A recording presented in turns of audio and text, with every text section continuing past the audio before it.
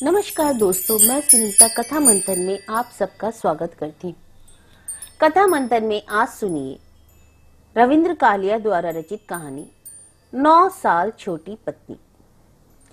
कुशल दबे पांव इस तरह घर में घुसा था जैसे घर उसका अपना न हो, और खांसी आने पर वह गली में जाकर इस तरह जी भरकर खांस आया था जैसे मदन को नसीहत करने का मौका न देने के लिए वह प्रायः दुकान के बाहर जाकर खांसा करता। फिर उसने सोचा कि वह शायद अपने अचानक आ जाने से तृप्ता को चौंकाना चाहता है। यह सोचकर वह मुस्कुरा दिया कि चौंकाने के लिए छोटी छोटी बातें ही रह गई हैं। तृप्ता ने कुशल को देखा तो सचमुच ही चौंक गई। उसने कुशल को देखते ही कागजों का एक पुलिंदा ट्रंक में छिपा दिया, जिसे वह दीवार से पीठ टिकाए फुसफुसाकर बड़ी एकाग्रता से पढ़ रही थी। उसकी आवाज में उतार चढ़ाव को भी लक्षित किया जा सकता था। उसने हाल ही में धोए हुए बालों का जूड़े के रूप में इकट्ठा करके उन पर अपना सिर इस ढंग से रखा हुआ था जैसे बालों से तकिए का काम ले रही हो। कुशल को देखते ही उसके माथे पर ढेर सा पसीना इकट्ठा हो गया और वह खड़ी हो गई। उसके बाल खुलकर कंधों पर बिखर गए। उसने कार्निश से लाल रंग का रिबन उठाया और बाल बांधने लगी।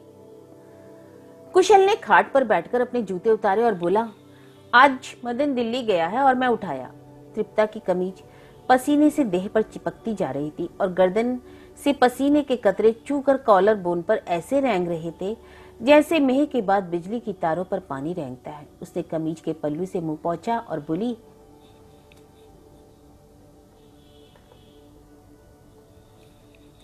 आज तो बहुत गर्मी है। फिर उसने ट्रंक को खाट के नीचे सरकाते हुए कहा, मैं तो समझी थी प्रकाश खाना लेने आया होगा, आप इस समय कैसे आ गए? फिर उसने कुशल के चेहरे की ओर देखते हुए पूछा, तबीयत तो ठीक है? कुशल सोचने लगा कि यदि वह तृप्ता के स्थान पर होता तो इस समय कैसे आ गए के स्थान पर कहां से टपक पड़े कहता। तृप्ता को उतरातुर सुर्ख होते देखकर और ढूंढने पर भी ना मिलने के अंदाज में इधर उधर घूमते और दृष्टि दौड़ाते हुए कुशल ने जेब से माचिस निकालकर तृप्ता की ओर फेंकते हुए कहा, यह लो। तृप्ता ने माचिस दबोच ली और बोली, आप कैसे जान गए कि मैं माचिस ढूंढ रही थी? कुशल को मालूम था कि तृप्ता माचिस नहीं ढूंढ रही थी, बल्कि छोटी सी बात को लेकर परेशान हो रही थी। उसने केवल उसकी घबराहट कम करने के लिए ही माचिस फेंकी थी। फिर उसने कहा, मैं जानता था स्टोव पर तुम्हारी नजर नहीं जाएगी, हालांकि तुम्हें मालूम है कि माचिस वहीं पड़ी रहती है। तृप्ता ने स्टोव जलाया और चाय का पानी चढ़ा दिया। फिर स्वयं भी कुशल के निकट खाट पर आकर बैठ गई और पैर हिलाने लगी। कुशल ने कहा, अरे पैर क्यों हिला रही हो? तृप्ता ने पैर हिलाने बंद कर दिए और पास रखा तौलिया उठाकर रगड़ रगड़ कर मुंह साफ करने लगी। पसीना सूख गया, फिर भी तौलिया नहीं छोड़ रही थी। कुशल ने उसे आश्वस्त और शांत करने के लिए अपने लहजे को भरसक स्वाभाविक बनाते हुए कहा, कहानी लिख रही थी क्या? उसने तृप्ता की पीठ थपथपाते हुए कहा, मुझे लगता है कि तुम कहानियां लिखती रहो तो बहुत बड़ी लेखिका बन जाओगी। तृप्ता कुशल की ओर देखकर मुस्कुराई और उसकी बुशर्ट पर रेंगती हुई चीटी फेंकते हुए बोली, शादी के बाद तो कुछ भी नहीं लिखा, वही पुरानी कहानी पढ़ रही थी जिसे सुनकर आपने मेरा बहुत मजाक उड़ाया था। वह फिर पैर हिलाने लगी और शिकायत की मुद्रा में कुशल की ओर देखने लगी। कुशल ने महसूस किया कि कई बार बेवकूफ बनाकर उतना मजा नहीं आता जितना बनकर आता है, परंतु जब तृप्ता बिल्कुल निश्चिंत हो गई कि कुशल पूरा बेवकूफ बन चुका है तो कुशल को वह अच्छा नहीं लगा। उसने कहा, अजीब बात है, टांगे तो मेरी दर्द हो रही हैं और हिला तुम रही हो। फिर उसने कुछ देर चुप रहकर कहा, तृप्ता जरा मेरी ओर देखो। तृप्ता ने तौलिए को ऊपर सरकाकर थोड़ी सी आंख नंगी की और फिर तुरंत मुंह छिपाती हुई बोली, आप मुझे डरा क्यों रहे हो? डरा कैसे रहूं? कुशल को हल्की सी खुशी हुई। उसने तृप्ता के हाथ से तौलिया खींचते हुए कहा, देखो स्टोव शायद बुझ गया है। तृप्ता अतिरिक्त त्वरा से भागकर स्टोव की ओर गई जैसे दूध उफन गया हो। फिर कुशल की ओर पीठ करके स्टोव के निकट पटरी पर बैठ गई। सहसा कुशल को लगा कि बाथरूम का नल खुला है। वैसे बाथरूम का नल तब तक खुला रहता है जब तक म्यूनिसिपालिटी उसकी रगों को पानी मुहैया कर सकती है। इससे पहले गली में शोर कर रहे बच्चों की आवाज भी उसे सुनाई नहीं दे रही थी। बच्चों का शोर सुनकर वह सहसा मुस्कुरा दिया। मदन जब कभी मूड में होता है तो दुकान में आने वाले ग्राहकों को कभी कभी कुशल का हवाला देकर सुनाया करता है कि भारत में तभी चैन से सोया जा सकता है। मदन चुटकी बजाकर कुशल को हाफ सेट चाय का ऑर्डर देने का संकेत करते हुए अपनी बात जारी रखता है। जब आप रात के बच्चों की चिल्लपों को लोरी समझे और सुबह के नन्हे मुन्नों की को सामूहिक रोदन को आप घड़ी का अलार्म समझकर काम लें, तो देखिए कितना आसान हो जाएगा ये सब। इतवार की दोपहर तो कुशल जैसे तैसे घर में ही बिता लेता है, परंतु इस समय बच्चों की धींगा मस्ती ना तो लोरी का काम दे रही थी ना घड़ी के अलार्म का। उसने तृप्ता से पूछा, क्यों तृप्ता, गली के बच्चों के स्कूल कब खुल रहे हैं? तृप्ता ने मुस्कुराकर पीछे की ओर देखा। वह शायद अब तक संभल चुकी थी, या शायद उक्त प्रश्न की संभवता से प्रभावित होकर उसने सोच लिया था कि कुशल की दृष्टि इतनी पैनी नहीं है जितनी कि वह समझ बैठी है। वह स्टोव से केतली उतारने लगी। उसने कुशल के लिए चाय का प्याला तैयार किया और कुशल को पकड़ाते हुए बोली, आप शेव बना ले, मैं तब तक आपके कपड़े आयरन कर दूं। कितना अच्छा रहे अगर आज पिक्चर चले। मेरा ख्याल है पिक्चर तो हम मदन के लौटने तक नहीं जा सकेंगे, उसे दिल्ली जाना था, मैंने पैसे नहीं मांगे। पिक्चर जितने पैसे मेरे पास हैं उससे काम चल जाएगा, कल सोम दे गया था। तृप्ता ने पैरों से ट्रंक को खाट के नीचे और भी धकेलते हुए कहा।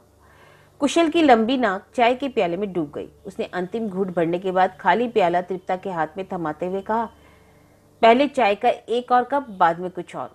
कुशल कल से ही सोम की चर्चा में आनंद ले रहा था। कल जब सोम घर का पता जानने के लिए दुकान पर आया था तो कुशल जानबूझकर सोम के साथ स्वयं नहीं आया था, बल्कि उसने दुकान की चपरासी के साथ सोम को घर भिजवा दिया था। जब सोम आया था तो कुशल एक पत्र टाइप करा रहा था। जब वह चला गया वह फिर टाइपराइटर पर झुक गया और टाइप करने लगा। सोम डरपोक था कि तृप्ता डरती थी? नहीं सयानी, सोम डरपोक था। सोम डरपोक है, सोम डरपोक रहेगा। तृप्ता डरपोक थी, तृप्ता डरपोक। कुशल ने मदन की ओर देखते हुए कागज निकाला और मेज के नीचे ले जाकर रद्दी की टोकरी में फेंक दिया। शाम को जब वह घर लौटा था तो सोम जा चुका था। भोजन के बाद जब तृप्ता तश्तरी में आम ले आई, उसने जानबूझकर नहीं पूछा कि आम कौन लाया। आम की गुठली चूसते हुए तृप्ता ने कहा था, 5 बजे तक सोम आपका इंतजार करता रहा। कुशल ने उत्तर नहीं दिया और तृप्ता को चाय के लिए कहकर नल की ओर चला गया था। सोम कह रहा था, माँ बहुत याद कर रही थी। नल से लौटकर कुशल ने देखा तृप्ता की गालों पर आम का रस लगा है। उसने तृप्ता की बात अनसुनी कर दी और तौलिए से उसके गाल पोंछ दिए। चाय का दूसरा प्याला पीते पीते कुशल भी पसीने से भीग गया। उसने बूशर्ट उतारकर खाट पर रख दी उसने और अपनी छाती के घने बालों में तिरता हुआ पसीना पहुंचने लगा। काले बालों के बीच एक सफेद बाल पर उसकी दृष्टि गई तो उसने उसे उंगली पर लपेटकर जड़ समेत उखाड़ दिया और फिर छाती पर हाथ फेरने लगा। तृप्ता ने टेबल घसीटकर कुशल के आगे कर दिया। उस पर शेव का सामान टिका दिया। कुशल मुंह पर हाथ फेरते हुए आईने में अपना चेहरा देखने लगा। आप अब शेव बना लीजिए, तृप्ता ने कहा और कुशल की उतारी हुई बूशर्ट को चुहिया की दुम की तरह पकड़कर बाथरूम में ले गई। कुशल ने रेजर में ब्लेड फिट किया और देर तक मुंह पर साबुन का झाग करता रहा, परंतु उसका शेव बनाने को जी नहीं हो रहा था। उसे मालूम था कि अगर उसने शेव बना ली तो नहाना भी पड़ेगा और नहाने के लिए वह बिल्कुल तैयार ना था। उसकी पिंडलियों में दर्द हो रहा था और देह का हर जोड़ टूट रहा था। यह सुबह से हो रहा था और यही कारण था कि वह सुबह भी बिना नहाए निकल गया था। इस अद्भुत थकावट और विचित्र दर्द से कुंद होकर आज सुबह उठते ही तृप्ता से कहा था, क्या कारण है वह कल से अतिरिक्त प्रेम कर रही है?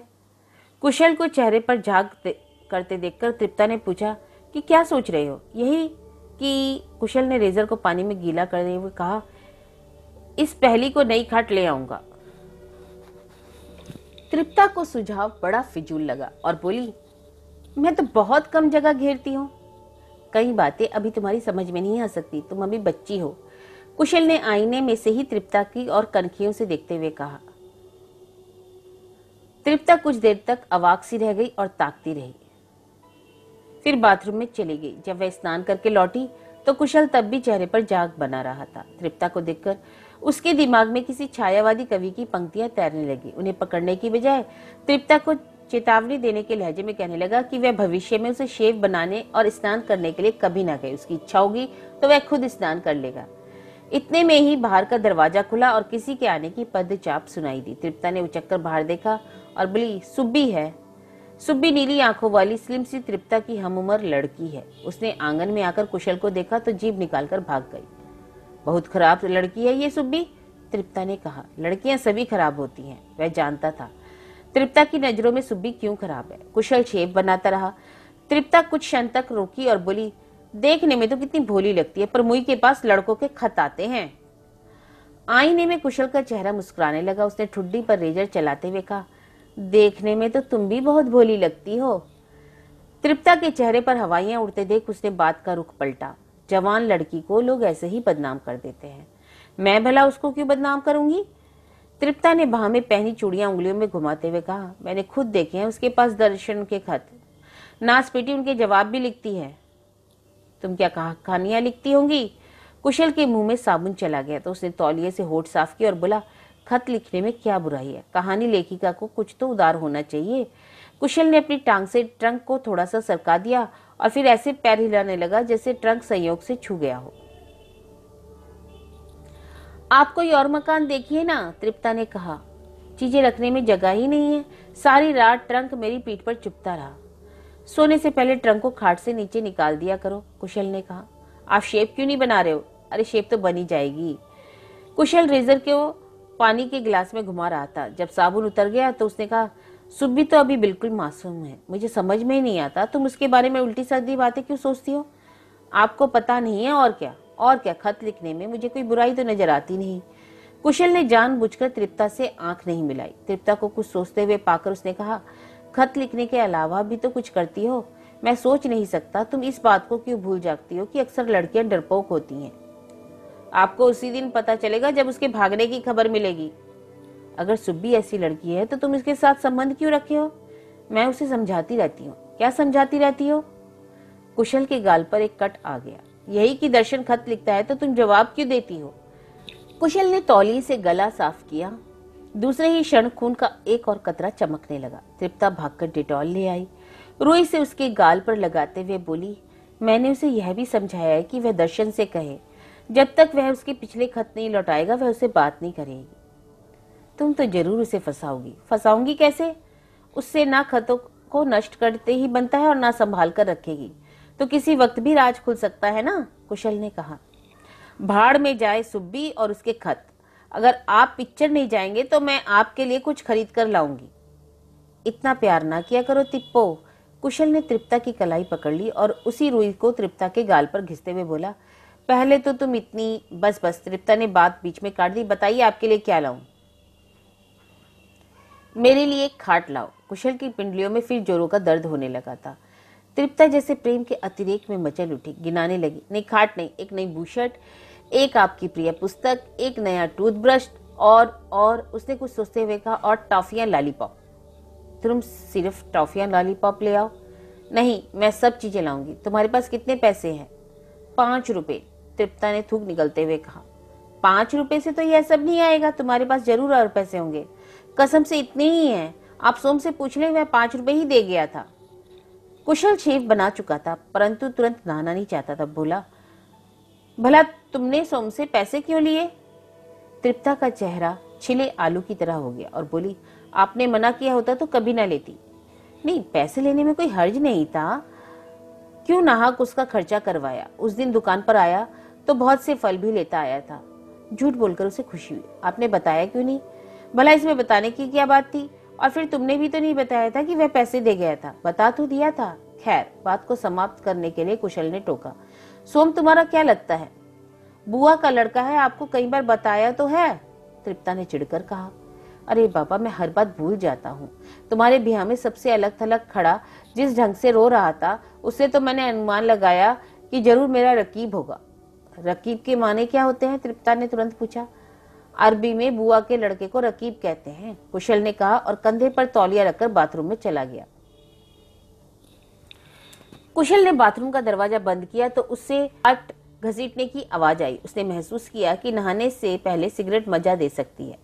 वह खुद सिगरेट उठा लाता, मगर जब उसे चोर हाथों से ताला लगाने की आवाज आई तो उसने खुद जाना उचित नहीं समझा। उसने तृप्ता को आवाज दी कि वह एक सिगरेट दे दे। तृप्ता ने दूसरे ही क्षण झरोके से सिगरेट और माचिस पकड़ा दी। सिगरेट पकड़ते हुए उसके मन में तृप्ता के प्रति प्यार उमड़ने लगा। उसे लग रहा था कि वह अपने मनोरंजन के लिए तृप्ता को परेशान कर रहा है।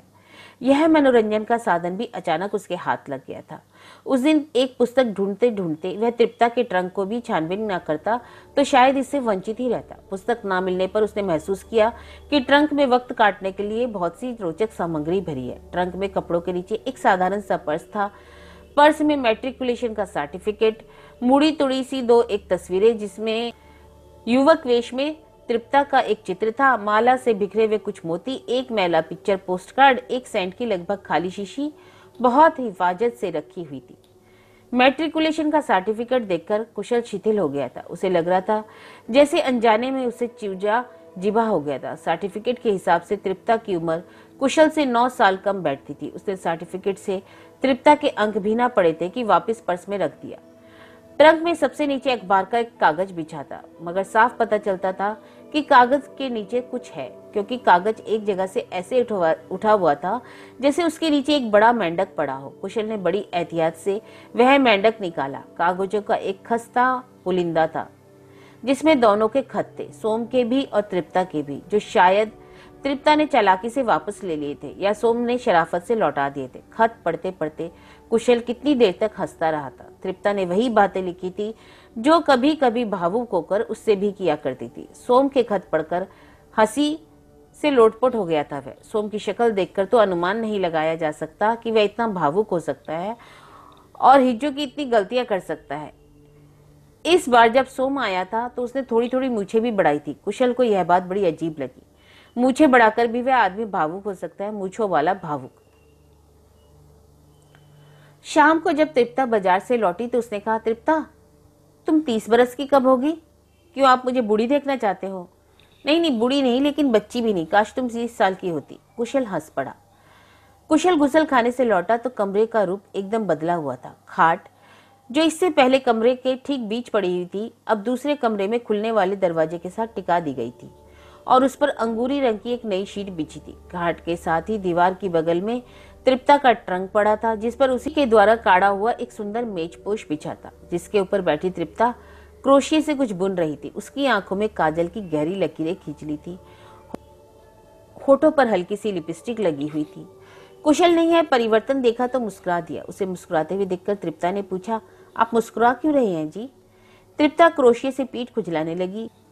कुशल के मन में क्षण भर के लिए वह विचार आया कि वह बाहर का दरवाजा बंद कराए, परंतु स्नान करने से उसकी पिंडलियों को थोड़ा सा सुकून मिला था, जिससे वह कुछ देर तक कायम रखना चाहता था। उसने सर पर कंघी फेरते हुए कहा, अगर तुम कहती हो तो नहीं मुस्कुराता। नहीं, आप कुछ सोच तो रहे हो। क्या सोच रहे हो? कुशल ने कुछ सोचने की कोशिश की और कल्पित प्रेमिका का पुराना किस्सा ले बैठा। बोला, दरअसल मुझे शीला याद आ रही थी। जब मैं हंसता था तो वह तुम्हारी तरह टोक देती थी, और जब मैं सिगरेट पीता तो वह मुझसे दूर जा बैठती थी, और जब कभी उसके घर जाता तो नौकर को भेजकर सिगरेट मंगवा देती। अजीब लड़की थी शीला। कुशल ने सिगरेट सुलगाया और खाली पैकेट नाटकीय अंदाज में दूर फेंक दिया। तृप्ता ने क्रोशिये से आंखें नहीं उठाई। कुशल ने तृप्ता को लक्षित करके धुएं का एक गहरा बादल उसकी ओर फेंका। उसे आशा थी कि ताजी लिपस्टिक पर थोड़ा सा धुआं जरूर जम जाएगा। अपनी बात का प्रभाव ना होते देख उसने बात आगे बढ़ाई। कैसे वह शीला के साथ पिकनिक पर जाया करता था और बस बस, मैं और नहीं सुनूंगी। तृप्ता ने क्रोशिये से आंखें उठाकर कुशल की ओर अविश्वास पूर्वक देखते हुए कहा, आप मुझे बेवकूफ बना रहे हैं ना? अच्छा, अब तुम मेरा बेवकूफ बनाओ ना। क्या यही बेवकूफ? उसने तृप्ता की ओर सरकते हुए कहा, तुम शायद समझती हो कि मैं पहले ही बेवकूफ हूँ। बेवकूफ तो आप मुझे बना रहे हैं। तृप्ता का चेहरा सुर्ख हो गया और कड़वाहट पी जाने से वो रोआसी हो गई। रकीब के माने क्या होता है बताओ ना? बोला तो बुआ का लड़का। कहानी लेखिका होकर इसका भी अर्थ नहीं पता? कुशल को मालूम था कि वह कहानी लेखिका का लबादा ओढ़ने के लिए विवश है। आपको मेरा कुछ पसंद भी है? तृप्ता की आंखों में पानी चमकने लगा। वह चाहता तो आसानी से तृप्ता को रुला सकता था, परंतु उसने ऐसा नहीं किया। इधर उधर सिगरेट का कोई बड़ा टुकड़ा ढूंढते हुए उसने निहायत सादगी से कहा, निश्चिंत ही मुझे तुम्हारी रचनाएं पसंद आ सकती हैं, लेकिन तुम सुनाओ तब तो। तृप्ता ने कुशल की ओर नहीं देखा। उसकी बात भी अनसुनी कर दी और घुटनों में सर देकर बैठ गई। पहले तो कुशल के जी में आया कि तृप्ता को चुप कराया जाए और उसी बहाने प्यार भी किया जाए, परंतु उसने महसूस किया कि बिना सिगरेट के कश खींचे प्यार नहीं किया जा सकता। भावुक तो बिल्कुल ही नहीं हुआ जा सकता। कुशल जानता था कि तृप्ता भावुकता रहित प्यार को स्वीकार नहीं करेगी। उसने घुटनों पर झुकी तृप्ता की ओर देखा और पांव में चप्पल पहनने लगा। तृप्ता ने कुशल को चप्पल घसीटते हुए बाहर जाते देखा तो सिसकियां भरने लगी। कुशल के मन में तृप्ता के प्रति करुणा उमड़ आई। उसे दुकान के इस प्रकार उठाने से कोई तुक नजर नहीं आ रही थी। उसे मालूम है कि अब वह तृप्ता को जितना भी मनाने का प्रयत्न करेगा वह उसी मात्रा में रूठती चली जाएगी। मनाने के लिए लंबे सिलसिले से तो दुकान पर दिन भर टाइप करना कहीं आसान है, कुशल ने सोचा और पनवाड़ी से सिगरेट का पैकेट लिया। वह लौटा तो भरे टब में पानी गिरने की वही चिर परिचित आवाज सुनाई दी। उसे लगा जैसे सहसा किसी ने देर से उसके कानों में रखी हुई रुई निकाल फेंकी हो और वह बरसों पुराने माहौल में लौट आया हो। उसने देखा तृप्ता खाट पर औंधी लेटी थी और उसने अपना मुंह तकिए में छिपा रखा था। स्टोव पर पानी उबल रहा था और जले हुए कागज स्टोव पर रखे पानी में तैर रहे थे। कुशल ने बड़ी एहतियात से एक स्याह कागज उठाया और तृप्ता की पीठ पर पापड़ की तरह चूरन करते हुए कहा, अरे तुमने कहानी जला डाली, उठो। ब्याहता स्त्रियां बच्चों की तरह रोया नहीं करती। तृप्ता जो धीमे धीमे सुबह रही थी अब फफक फफक कर रोने लगी। उसकी हिचकी बंद गई। कुशल खाट के निकट पड़े ट्रंक पर बैठ गया और खुले ताले से खेलने लगा जो मेज पोश पर पेपर वेट सा पड़ा था। सिगरेट सुलगाकर भी वह तृप्ता को चुप कराने का साहस न बटोर सका। उसे लग रहा था तृप्ता का रोना बिल्कुल जायज है। तो यह कहानी थी रविंद्र कालिया द्वारा रचित 9 साल छोटी पत्नी।